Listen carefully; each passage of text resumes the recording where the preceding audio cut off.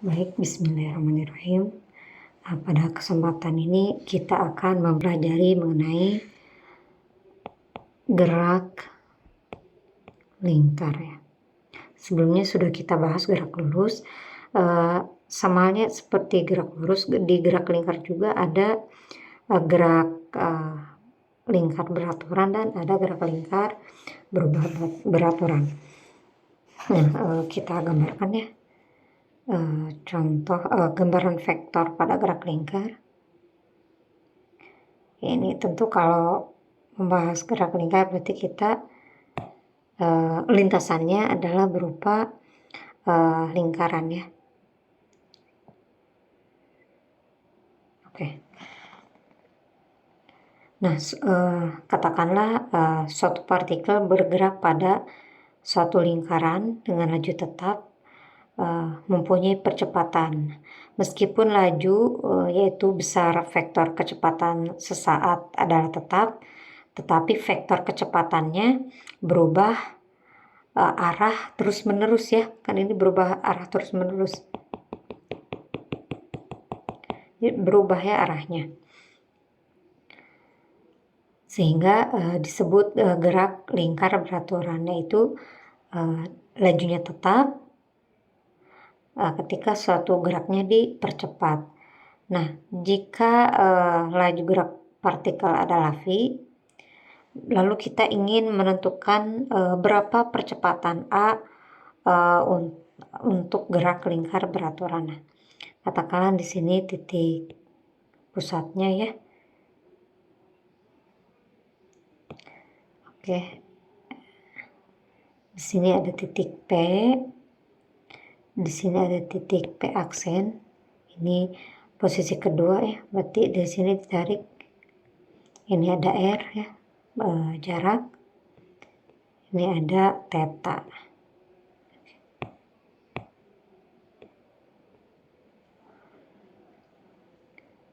Nah, kalau kita proyeksikan tadi arahnya ya, karena terus berubah berarti dari sini bisa ditarik seperti ini ya kecepatannya. Ini V.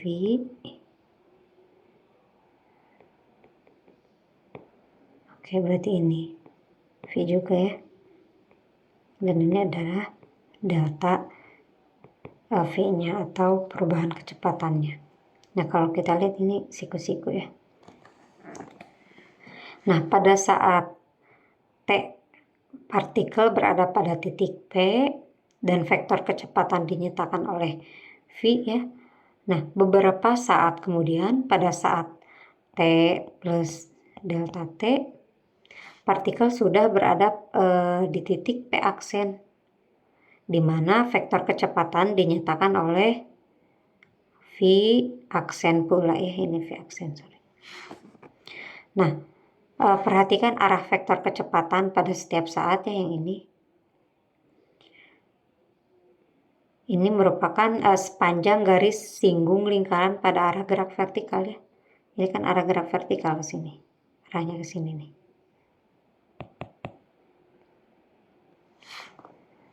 Karena lajunya, kalau kita berbicara laju berarti besar skalar ya. Karena lajunya adalah tetap atau disebut gerak lingkar beraturan. Nah, maka panjang anak panah yang menyatakan vektor kecepatannya juga tidak berubah. Nah, perubahan vektor kecepatan ini dinyatakan oleh delta V sama dengan V aksen kurangi V ya, kurangi kecepatan awal, sehingga percepatan rata-ratanya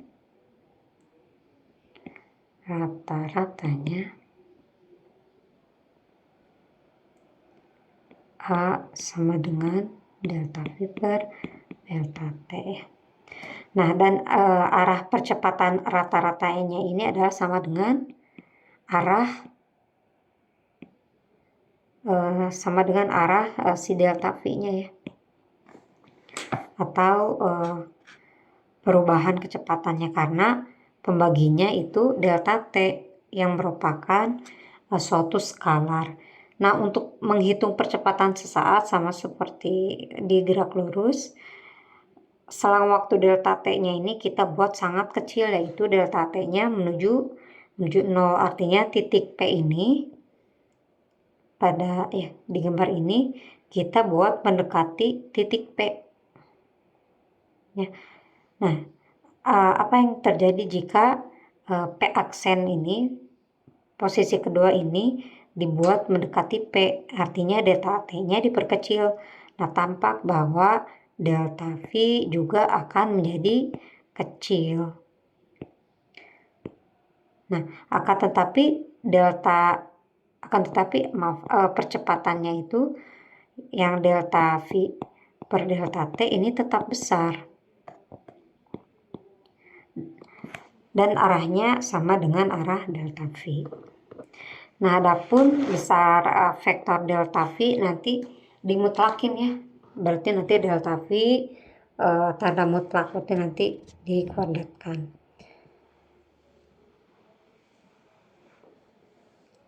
Nah, untuk ini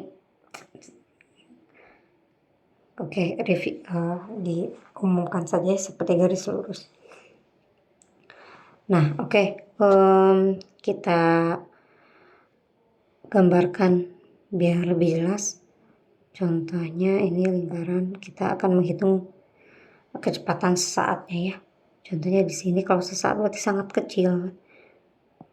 Ini titik P tadi, katanya tadi P aksennya itu mendekati P ya. Kan tadi cukup lebar, ini katakanlah mendekati si P-nya. Ini P aksen. Nah, di sini ada sudut yang terbentuk ya. Ini ada theta ya. Berarti di sini arah V-nya ke sini ya. Ini V dan ini pun ada V-nya juga ya. Kalau ini V aksen. Nah, kalau kita lihat delta T-nya itu kecil, maka si delta V-nya juga akan kecil ya. Tetapi untuk delta V per delta T-nya tidak terlalu kecil, sebab delta T-nya kecil ya. Jadi yang besar dibagi kecil, jadi tidak terlalu kecil hasilnya. Nah, besar vektor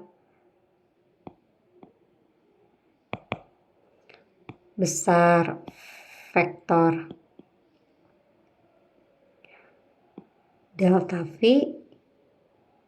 kan sama dengan V ya. Delta V dapat dihitung ya dari segitiga dari gambar ini. Kalau di gambar jelaskan seperti ini, yang sebelah sini. Berarti ini ada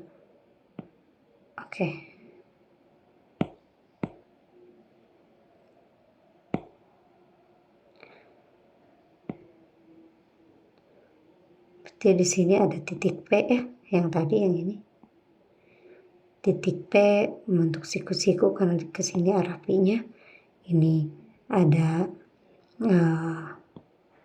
V-nya, lalu ada sudut yang terbentuk ya. Ini ada resultan H. Kita tulis ini perpindahannya, resultannya. Kalau kita tulis ini delta V ya. Katakanlah di sini ada A, ada B. Nah, ini yang ke sini arahnya V aksen ya, yang ini nih. Dari sini. Ini kalau digambarkan seperti ini. Ini lain delta V per delta T. Nah, besar delta V ke sini bisa dihitung dari segitiga P, H, B ya, dari segitiga ini nih. Kalau kita tulis delta V sama dengan 2V sin delta theta per 2. Nah, jika delta T ini dibuat kecil sekali, maka sudut delta theta juga menjadi sangat kecil ya, sehingga kita dapat menggunakan hubungan sin delta theta per 2 sama dengan sebanding ya delta T per 2 karena sangat kecilnya ini. Nah, dari persamaan ini dapat kita tulis ya, bahwa delta V sama dengan 2V delta theta per 2 itu sama dengan V delta theta. Nah, di sini sudut delta T-nya itu tak lain adalah dalam satuan radial ya, karena sudutnya radial. Nah, busur P aksen yang ini, yang atasnya ini kan membentuk busur nih, udah coret-coret ini. Yang ini nih, ini kan membentuk busur. Bisa dihitung ya, busur PP aksen mempunyai panjang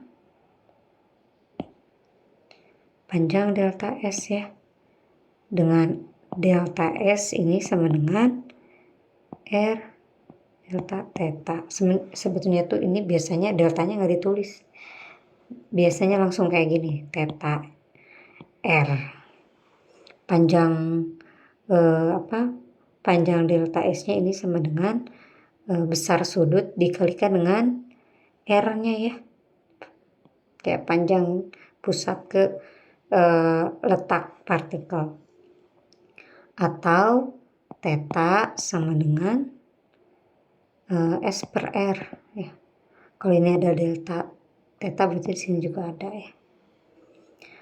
Nah, untuk perubahan waktu yang sangat kecil bisa kita tulis S sama dengan delta S sama dengan V dikali delta T. Nah, ini tuh panjang ya, panjangnya. Kan sebetulnya rumus ini dari gerak lurus juga nih. Ya. Nah, dari persamaan-persamaan yang sudah kita tulis tadi, untuk T menuju 0 ya, untuk delta T menuju 0 diperoleh delta V sama dengan V delta S per R, ini sama dengan V dikalikan S ini kan lain ada ini ya, V dikalikan dengan delta T per R sama dengan V kuadrat per R delta T. Nah, akibatnya besar percepatan sesaatnya, besar percepatan sesaatnya atau A ini kita tuliskan sebagai A ya. A sama dengan lim delta T menuju 0 delta V per delta T ya, karena A itu sama dengan V per T, ini sama dengan limit delta T menuju 0. V ini udah diketahui ya, yang ini ditulis langsung V kuadrat per R dikalikan dengan delta T per delta T. Nah, ini habis ya, berarti tinggal V kuadrat per R. Jadi nanti rumusnya itu A sama dengan V kuadrat per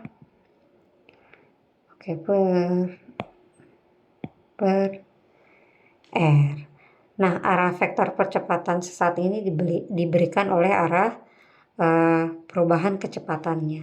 Nah, jika si delta T-nya ini dibuat sangat kecil, maka arah delta V-nya akan tegak lurus ya, mepet. Jadi nanti arahnya tegak lurus. Tegak lurus terhadap arah garis singgung lingkaran pada titik P ya. Nah, jadi arah percepatannya itu berarti adalah menuju pusat ya, atau arah sentripetal.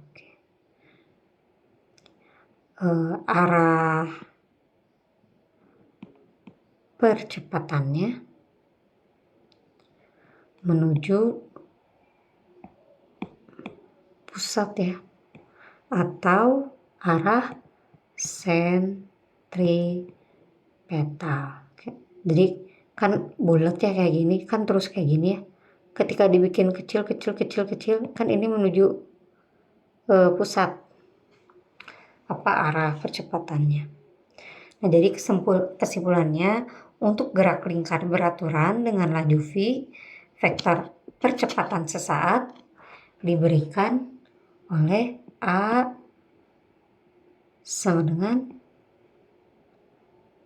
min v kuadrat per r dikalikan dengan A r. Nah, r ini maksudnya itu ya, posisi. Nanti bisa AX, bisa AR. Ini jaraknya ya. Nah, AR ini adalah vektor satuan pada arah radial keluar. Ya tentulah, contohnya ini bulat nih. Ini kan di sini. Ini pusat ya, ini keluar ya. Atau menjauhi pusat. Nah, adapun tanda negatif ini pada persamaan ini ya, menunjukkan bahwa percepatan sentripetal ya. Oke, kita tulis sentripetal ya, AC itu. Percepatan sentripetal mempunyai arah menuju pusat.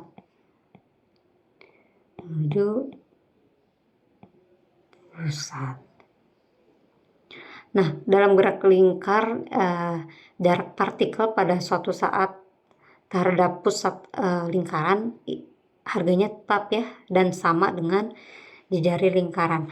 Nah, akibatnya nanti posisi benda terhadap titik pusat lingkaran cukup dinyatakan oleh sudut theta yang tadi saya katakan. Nah, biar lebih jelas coba di lingkaran ini ya, kita menghitung panjang busur. Oke. Contohnya ini lingkaran set. Oke, kurang bagus, nggak apa-apa. Katakanlah ini dibagi 4. Oke. Nah, di sini ada sumbu Y, ini ada sumbu X ya. Lalu di sini terbentuk sudutnya sebesar T, ini titik P-nya. Ya, ini titik kedua. Nah, ini kan ada yang kecil ini ya. Ini berarti dari tetanya ya. Bagian dari teta tapi kecil. Adapun jarak dari P ke sini ini merupakan DS. Oke, kurang bagus ya gambarnya. Kurang jelas maksudnya.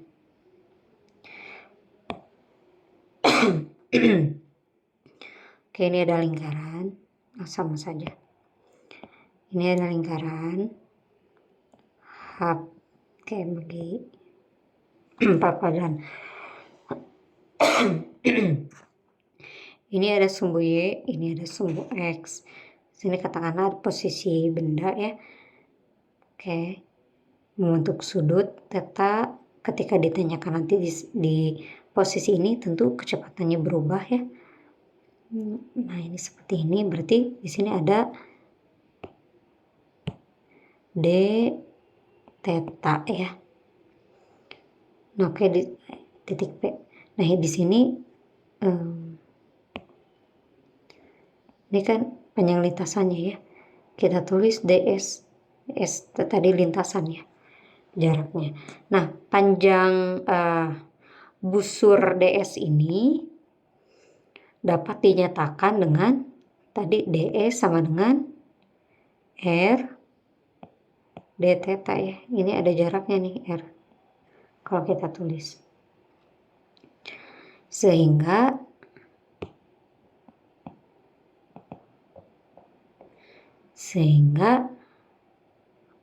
V sama dengan jaraknya kan DS per DT ya. Ketika dari sini ke sini DS per DT sama dengan DS-nya ganti sama ini ya, R d theta per dt. Nah, d theta per theta ini d theta per dt ini adalah kecepatan sudut. Kalau di gerak lurus kan ini tuh ds per dt ya, karena ini di lingkaran, ds per dt tuh s maksudnya panjang lintasan. Ini tuh kecepatan kecepatan linear ya. Linear tuh berarti lurus ya, kecepatan linear. Nah, nanti ke depannya hanya akan berganti simbol saja ya. Ini sebagai pengingat saja. Kalau di gerak lurus ini ds per dt, kalau di kecepatan sudut ini delta theta per dt. Yang dinyatakan oleh simbol omega ya. Ini adalah kecepatan sudut nih. Kalau kita tulis ulang berarti V sama dengan R dikalikan dengan omega. Adapun satuan dari kecepatan sudut adalah tadi kecepatan kalau sudut kan radial. Ketika ditanyakan kecepatan sudut berarti kan per T, berarti satuannya adalah radial per detik ya. Nah, berapa waktu yang dibutuhkan ya untuk dalam gerak lingkaran beraturan untuk menempuh satu putaran. Nah, oke, kita ulas dulu karena ini ada perputaran ya. Nah, berarti akan kita kenal yang namanya periode ya. Oke, kita tulis waktu yang kok tidak ada ya, harus ngecas.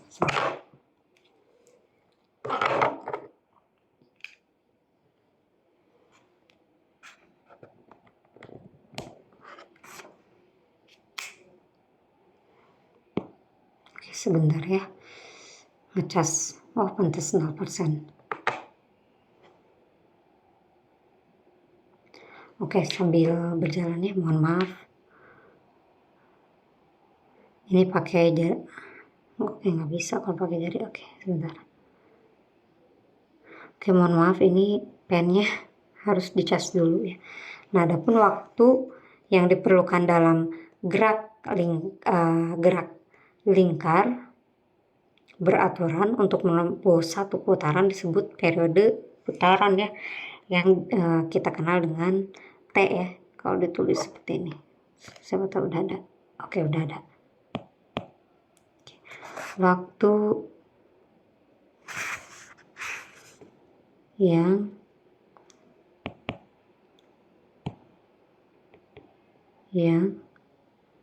diperlukan dalam gerak. Oke, nggak ada lagi.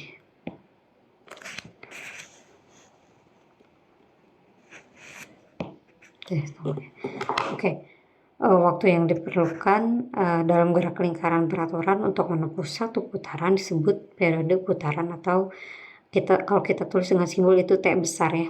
Nah, besaran lain yang sering digunakan dalam gerak lingkar beraturan adalah berapa kali partikel mengelilingi lingkaran dalam satuan waktu, atau biasa kita sebut ya frekuensi. Kalau kita tulis simbolnya itu F kecil ya. Adapun satuan frekuensi ini adalah Hertz ya, atau karena ini N per T berarti nanti 1 per T. Nah, kalau di lingkaran seringkali frekuensi ini dinyatakan dalam RPM atau revolution putaran per menit lah ya. Nah, jelas F sama T ini berkebalikan ya. Jadi kalau ditanyakan F itu sama dengan 1 per T. Nah, misalnya ada 5 putaran dalam 1 detik, maka waktu untuk 1 putaran adalah 1/5 detik, kan kebalikannya.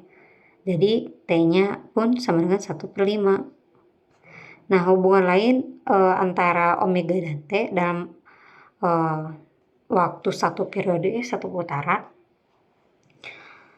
Dalam 1 periode partikel melakukan 1 putaran berarti menempuh sudut, kalau 1 lingkaran kan 360 derajat ya, atau sama dengan 2V rad ya. Oke, sekarang udah ada belum? Belum ada juga, sebentar.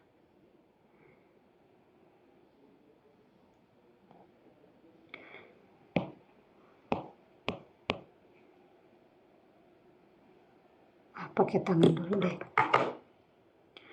Oke, hubungan omega ya. Oke, tadi ditulis 300, ini maaf pakai tangan nih, sama dengan 2V rad ya. Karena kecepatan sudut omega ini tetap, wah susah sekali nih, tetap, maka omega sama dengan 2V per T ya, atau sama dengan 2V F, kan tadi kebalikan. Nah, akhirnya kita dapat menyatakan percepatan sentripetal. Oke. Ini sama dengan A, sentripetal AC sama dengan min V kuadrat per R dikalikan dengan vektor satuan AR ya. Yang tak lain ini sama dengan min omega kuadrat R A vektor satuan AR ya. Seperti itu. Oke. Kita sekarang membahas percepatan tangensialnya ya. Sebelumnya sebelumnya kita sudah mencari percepatan sentripetal, sekarang percepatan tangensial. Nah, apa bedanya ya? Kita lihat. Oke, kok belum muncul juga ya, sebentar.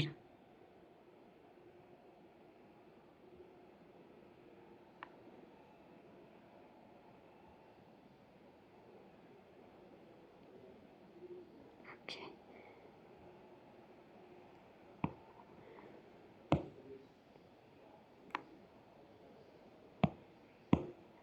Kenapa nih? Oke, sekarang masuk ke kecepatan tangensial ya. Oke, ini susah nih gambarnya, coba. Oke, bisa ternyata. Nah, sekarang kita lihat contohnya sama seperti tadi. Oke, ada titik P ya. Di sini ada P aksen. Nah, di sini ada delta theta ya. Ini ceritanya delta theta ya. Nah, oke, kayak tadi. Ini arahnya ke sini, berarti V-nya. Yang P aksen arahnya ke sini ya. Kan berubah tiap saat. Oke. Nah, kalau ini digambarkan lebih bagus lagi ya, ini tuh lurus nih. Yang ini lurus. Ini katakan lurus ya, ini yang V aksen.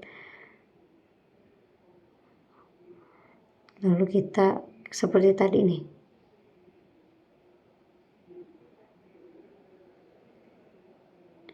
Ini ada titik A. Resultannya ke sini ya. Ini titik B. Ini sekarang udah bisa lagi. Juga bisa ya. Oke, sekarang bisa.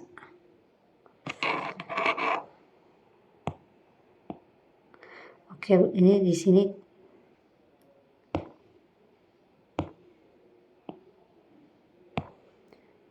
titik B ya.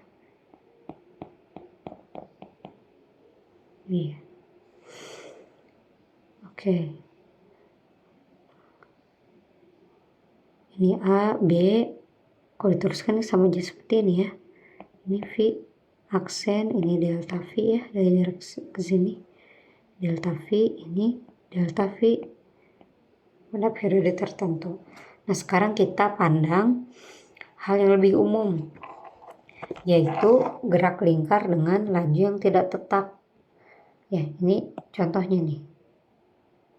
Misalkan partikel berada pada titik P pada saat T ya, dan berada di titik P aksen ketika T-nya itu sama dengan T ditambah selang waktunya atau delta T. Nah, dalam waktu delta T ini vektor kecepatan berubah menjadi delta V sama dengan V aksen min V. Nah, pada gambar ini ditunjukkan bahwa jika delta T ini dibuat sangat kecil, sehingga sudut θ-nya menjadi sangat kecil pula, perubahan kecepatan delta V dapat dipecah ya. Nah, ini dapat dipecah menjadi delta V sama dengan delta V T ditambah delta VR ya. Nah, vektor komponen delta VR ini kita buat dengan P aksen A sama dengan P aksen B ya. Ini nih. Ini A, ini B. Nah, sehingga delta VR ini menyatakan perubahan vektor kecepatan pada laju tetap. Nah, jadi delta VR ini adalah percepatan karena perubahan delta VR ini adalah percepatan karena perubahan arah vektor kecepatan. Nah, jika delta T-nya kita buat mendekati 0, maka delta VR-nya juga pasti mendekati 0 ya. Maka oke, nanti dilimitkan ya. Nah, akan tetapi limit delta T menuju 0 ini yang delta VR ketika di delta T kan ini sama dengan percepatan ya, V per T. Ini adalah sama dengan percepatan radial ya. Percepatan radial yang tidak lain adalah percepatan sentripetal menuju pusat. Coba nanti buka lagi yang tadi sudah kita bahas. Jadi kita tulis AC sama dengan limit delta T menuju 0 delta VR per delta T sama dengan min AR V kuadrat per R. Nah, ini vektor satuannya.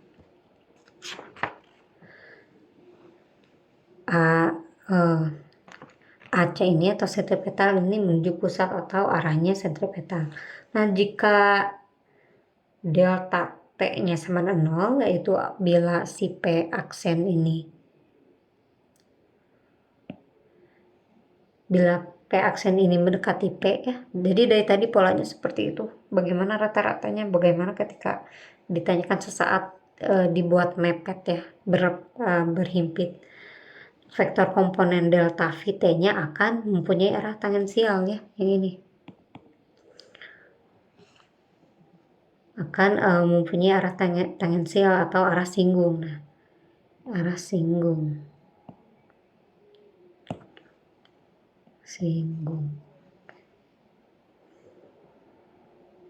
Oh, ini udah mentok arah singgung. Saya hapus dulu ya, habis itunya. Habis page-nya.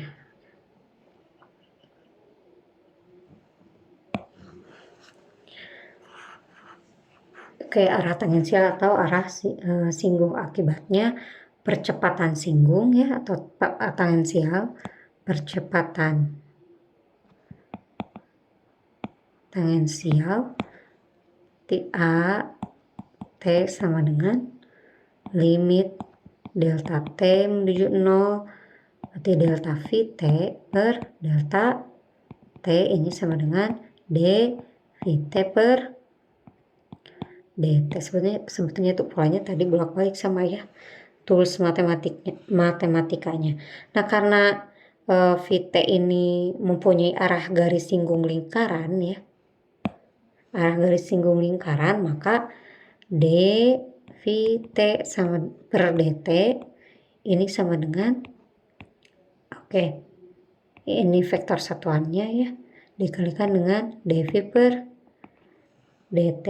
Dengan AT ini adalah vektor satuan pada arah singgung atau arah tangensial ya. Ini kan simbol ada T tadi, ada C, ada R. Nah, ini yang sudah saya katakan vektor satuan itu menunjukkan arah ya, karena di sini tangensial berarti vektor satuannya AT. Nah, kita perhatikan bahwa percepatan tangensialnya itu sama dengan dV per dt ya. Nah, dari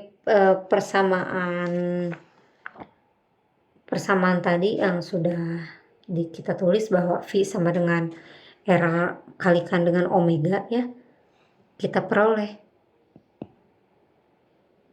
AT sama dengan dr kali omega per dt atau sama dengan R d omega per dt. Nah, pada persamaan ini dw dt d omega ya, d omega per dt ini menyatakan perubahan kecepatan sudut ya, perubahan kecepatan sudut, perubahan kecepatan sudut per satuan waktu ya, karena ada dt-nya. Jadi d omega per dt ini tak lain adalah percepatan sudut ya terhadap waktu. Ini tak lain adalah percepatan sudut. Dan ini dinyatakan kalau percepatan di gerak melingkar ini dengan simbolnya alfa ya. Oke, jadi bisa kita tulis AT sama dengan R dikalikan dengan alfa. Nah, percepatan resultan berarti dari dua sumbu ya. Dari dua sumbu berarti A sama dengan AR ya, percepatan sentripetal ditambah dengan percepatan tangensial atau percepatan arah singgungnya. Dan besar percepatan resultannya tinggal diakarkan dan lalu dikuadratkan ya. Berarti ini besar mah nggak pakai vektor ya, karena ini besaran skalar. Oke, A T kuadrat tambah A R kuadrat. Nah, jika ini bukanlah gerak lingkar, bahasan yang barusan tetap berlaku ya untuk jejari lingkar R. Kita gunakan jejari lengkung pada tempat di mana partikel berada pada suatu saat ya, pada lingkaran tersebut. Nah, kemudian percepatan tangensial ini memberikan komponen percepatan pada arah garis singgung lengkungan pada tempat di mana partikel berada, sedangkan AR ini adalah komponen percepatan tegak lurus lengkungan pada titik tersebut, seperti itu. Nah, kalau jadi kalau di gerak lurus, kita hapus dulu.